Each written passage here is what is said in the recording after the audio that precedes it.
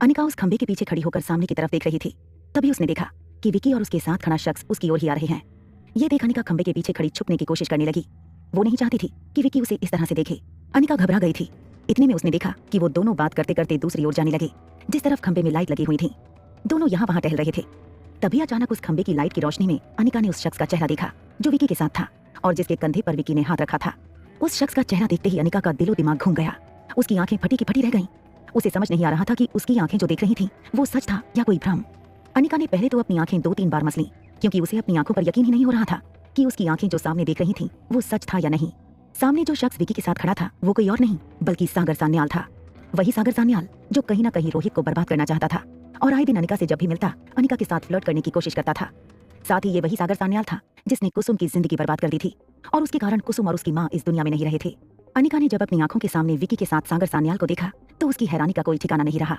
उसके पैरों तले जमीन खिसक गई। उसे ऐसा लगा जैसे उसका पूरा शरीर सुन्न पड़ गया हो। उसका दिमाग सोचने समझने की शक्ति खो बैठा। अनिका को कहा गया था कि वो ज्यादा प्रेशर अपने दिमाग पर न डाले और ना ही ज्यादा टेंशन ले, मगर उसके साथ नियति कुछ ऐसा खेल खेल रही थी कि ना चाहते हुए भी अनिका को टेंशन लेना पड़ता था। अब तक अनिका तो यही सोचती आ रही थी कि विकी उसके साथ है और विकी सागर सान्याल को जानता तो है मगर उसे कभी मिला नहीं, क्योंकि आज कैफे में भी विकी सागर सान्याल के बारे में अनिका को यही कह रहा था। मगर इस वक्त विकी सागर सान्याल के कंधे पर हाथ रखकर जिस तरीके से बात कर रहा था, दोनों को देखकर ऐसा लगता था जैसे दोनों पुराने यार हों। तभी अनिका के मन में ये ख्याल आया कि हो सकता है कि वो जैसा देख रही हो वैसा हो ही ना। अनिका एक पल के लिए इस बात पर सोचने लगी। वो मन ही मन यही सोच रही थी कि विकी उसे धोखा नहीं देगा, क्योंकि विकी वो आदमी था जिसे करण गुलेरिया यानी अनिका के पापा ने उसके पास भेजा था मदद के लिए। तो फिर विकी अनिका को कैसे धोखा दे सकता है? मगर जहाँ एक तरफ अनिका का दिल दिमाग ये कह रहा था, वहीं वो अपनी आंखों के सामने जो देख रही थी वो कुछ और ही कहानी बयां कर रही थी। अब अनिका को समझ नहीं आ रहा था कि वो अपनी आंखों के सामने जो देख रही थी उस पर विश्वास करे या फिर उसका जो दिलो दिमाग कह रहा था उस पर। अनिका मन ही मन यही सोच रही थी कि वो कुसुम को न्याय दिलाने के लिए रोहित से झूठ बोलने को तैयार हो गई थी। यहाँ तक कि उसने रोहित से झूठ कह भी दिया था और विकी पर भरोसा किया था। विकी के साथ मिलकर वो कुसुम के केस को कोर्ट में रीओपन करना चाहती थी, मगर इस वक्त उसकी आंखें जो देख रही थी उस पर अनिका को विश्वास नहीं हो रहा था। उसे यही लग रहा था कि कहीं विकी भी उसके साथ धोखा तो नहीं कर रहा है और कहीं विकी सागर सान्याल से मिला तो नहीं है, मगर अनिका इस बात पर यकीन ही नहीं कर पा रही थी। अनिका ने फिर अपने मन में ये सवाल किया कि अगर विकी सागर सान्याल से मिला हुआ है तो फिर वो अनिका की मदद क्यों कर रहा था? और तो और अनिका को उसने उस एटीएम के सीसीटीवी कैमरे का एक्सेस हैक करने के लिए क्यों कहा था? क्या ये उसकी कोई चाल थी? अनिका विकी और सागर सान्याल को साथ देखकर हैरान थी और वो ये सोच रही थी कि आखिर दोनों इस वक्त साथ में क्या कर रहे हैं। तभी उसने देखा कि सागर सान्याल और विकी हंस हंस कर एक दूसरे से बातें कर रहे थे। उन दोनों को देखकर यही लग रहा था कि दोनों काफी पुराने दोस्त थे और दोनों इस वक्त ऐसे ही हंसी मजाक कर रही हों। अनिका ने कभी भी एक्सपेक्ट नहीं किया था कि विकी का कोई ऐसा भी चेहरा होगा जो उसके सामने इस तरह से आएगा। अनिका इस वक्त ना तो विकी पर पूरी तरह से शक कर पा रही थी और ना ही विकी पर पूरी तरह से भरोसा कर पा रही थी, क्योंकि उसे समझ ही नहीं आ रहा था कि वो करे तो करे क्या, क्योंकि उसे पता ही नहीं था कि विकी कैसा आदमी था। अभी कुछ दिन पहले जहां वो रोहित पर शक कर रही थी, अब अचानक से उसके सामने कुछ ऐसे सबूत आ गए थे कि उसे पता चला था कि उसने रोहित पर शक करके सबसे बड़ी भूल की थी। उसे रोहित पर शक नहीं करना चाहिए था, मगर अब वो विकी को इस तरह से सागर सान्याल के साथ देखकर सोचने पड़ गई कि उसे विकी पर शक करना चाहिए या नहीं। अनिका यही सोच रही थी कि अगर विकी सागर सान्याल का दोस्त है या फिर सागर सान्याल विकी का दोस्त है तो विकी ने ये सब अनिका को पहले क्यों नहीं बताया। वो यही सोच रही थी कि आखिर विकी ने उससे इतना बड़ा सच छुपाया तो छुपाया क्यों, आखिर इसके पीछे क्या कारण हो सकता है। ये बात अनिका के दिलो दिमाग में घूमने लगी। उसे समझ नहीं आ रहा था कि वो अब क्या करे। वो अभी कुछ आगे कहती, कुछ सोच पाती, इतने में उसने महसूस किया कि उसे अंदर से एक बेचैनी से महसूस हो रही है। अनिका को अंदर ही अंदर कुछ खाए जा रहा था। उसके माथे से ठंडा पसीना बाहर आ रहा था। साथ ही साथ अनिका पूरी तरह से पसीने से नहा चुकी थी। उसे अंदर ही अंदर अजीब लग रहा था। अनिका कुछ समझ पाती, इतने में उसने महसूस किया कि उसका गला सूखने लगा है। उसे पानी की जरूरत महसूस हो रही थी। अनिका को कैसे भी पानी चाहिए था। तब उसने फैसला किया कि वो विकी के पास जाएगी और पानी मांगेगी, चाहे कुछ भी हो जाए, चाहे विकी या सागर सान्याल दोनों ही उसे देख क्यों न लें। अनिका बिना किसी बात की परवाह के आगे बढ़ने की कोशिश कर रही थी।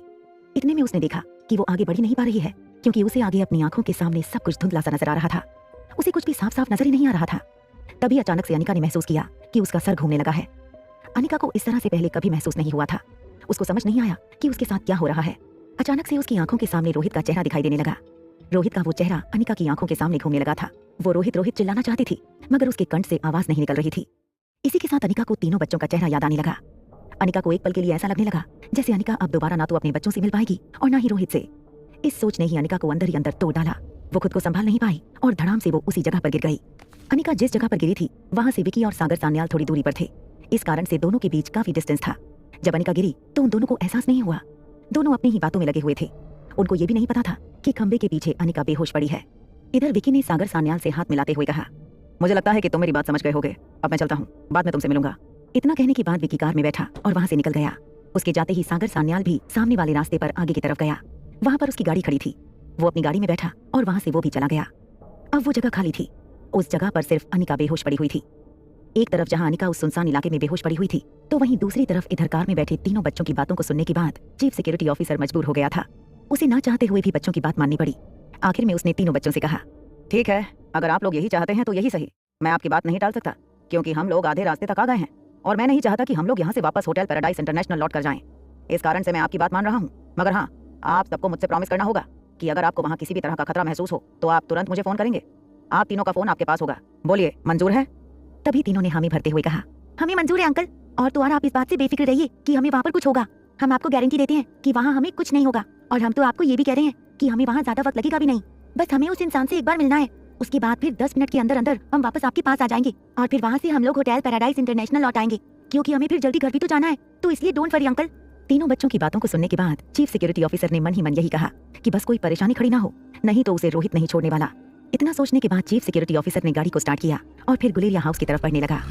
हाईवे पर इस वक्त गाड़ी तेज रफ्तार से भाग रही थी। थोड़ी ही देर में गाड़ी गुलेरिया हाउस के सामने थी। इस वक्त चारों तरफ सन्नाटा था। रात के 8 बज रहे थे। जंगल में कई सारे जानवरों के चीखने चिल्लाने की आवाज आ रही थी। तीनों बच्चों को इस वक्त डर नहीं लग रहा था। तभी सिक्योरिटी ऑफिसर ने तीनों बच्चों की तरफ देखकर पूछा, आप सबको डर तो नहीं लग रहा ना? तभी रिया ने सिक्योरिटी ऑफिसर की तरफ देखकर कहा, अंकल आप भूल रहे हैं कि हम यहाँ पहले भी आ चुके हैं और इस वक्त तो आप हमारे साथ हैं, तो फिर हमें डरने की क्या जरूरत है? और पिछली बार जब हम लोग यहाँ आए थे तो हम अकेले आए थे। हमें उस वक्त जब डर नहीं लगा तो इस वक्त डर कैसे लगेगा? सिक्योरिटी ऑफिसर ने जब रिया की ये बात सुनी तो उसने फिर कुछ आगे कहना सही नहीं समझा। सिक्योरिटी ऑफिसर ने बात बदलते हुए तीनों बच्चों से कहा, ठीक है, तो मैं यहीं गेट के पास रहता हूँ, आप सब अंदर जाइए और मैं आपको फिर से समझा रहा हूँ, अगर आपको किसी भी तरह का खतरा या किसी भी तरह की कुछ भी चीज अजीब लगे, आप मुझे तुरंत फोन करेंगे, या आप में से कोई बस चिल्ला भी देगा तो मैं ये इशारा समझ जाऊंगा और मैं आपके पास आ जाऊंगा। आई बात समझ में? Am I clear? Chief security officer की बात सुनकर तीनों बच्चों ने हाँ में सर हिला दिया। इसके बाद फिर सिक्योरिटी ऑफिसर ने तीनों बच्चों की तरफ देखकर थम्स अप किया और फिर कहा, तो ठीक है, आप लोग जल्दी जाइए और जल्दी से आइए, मैं यहीं पर खड़ा आपका इंतजार कर रहा हूँ। ये सुनने के बाद तीनों बच्चे गुलेरिया हाउस के अंदर जाने लगे। उन्हें अपनी आंखों के सामने पुराना गुलेरिया हाउस, जो कि खंडर बन चुका था, वो दिखाई दे रहा था। उन्हें यकीन नहीं हो रहा था कि वो दोबारा से इस वक्त रात के अंधेरे में गुलेरिया हाउस आ गए थे। उन्हें ये सब किसी सपने के जैसा लग रहा था। तीनों बच्चे अंदर ही अंदर बेहद खुश थे। उनका मन नाचने गाने को हो रहा था, क्योंकि कहीं ना कहीं अब रिया की परेशानी खत्म हो जाने वाली थी। बूढ़े बाबा उनको मिल जाने वाले थे और फिर वो रिया की परेशानी का हल बता देने वाले थे। इस कारण तीनों बच्चे खुशी से गुलेरिया हाउस के अंदर जाने लगे। तीनों धीरे धीरे आगे बढ़ रहे थे। चारों तरफ अंधेरा था, मगर तीनों बच्चों के हाथ में टॉर्च थी। साथ ही साथ उन्होंने अपने साथ अपना अपना फोन रख लिया था। तीनों बच्चे जानते थे कि कभी भी फोन की जरूरत पड़ सकती थी, मगर तीनों बच्चे रिलैक्स थे। उन्हें पता था कि अंदर जो इंसान है वो एक बूढ़ा आदमी है, जिनसे उनको कोई खतरा नहीं है। तीनों बच्चे अंदर जैसे ही उस कमरे के पास पहुंचे जहां बूढ़े बाबा रहते थे, उन्होंने अपनी आंखों के सामने जो देखा, उसे देख उनकी हैरानी का कोई ठिकाना ही नहीं रहा।